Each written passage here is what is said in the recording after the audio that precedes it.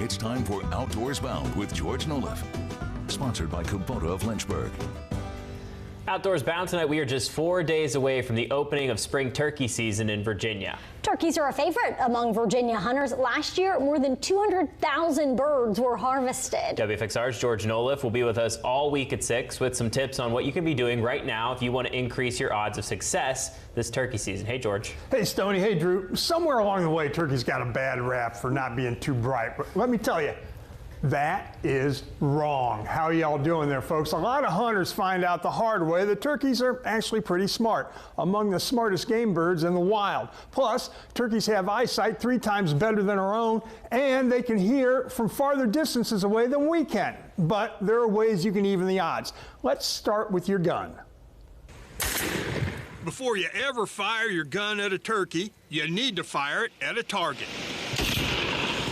I mean, that's just a matter of just an inch or two. Randy Frango is a highly successful turkey hunter and an administrator with Gobbler Talk, Virginia. He says you want to pattern your gun to find out how your shells are working with your choke tube. A tighter shot pattern is better to ensure clean headshots and ethical kills.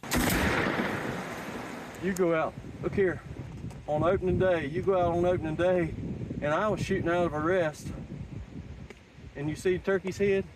We might have grazed the back of his neck, or the back of his head, and maybe got 1 or 2 in the neck.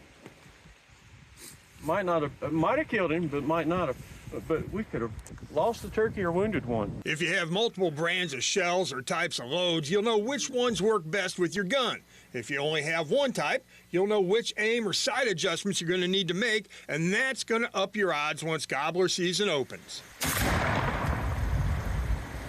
Now, getting that pattern down is pretty vital. When you fire at a target, Randy suggests setting it up about 30 yards away to mimic the optimal distance in the field. And he says to use a piece of tape, roughly 2 inches by 3 inches, a rectangle, to approximate the size of a turkey's head.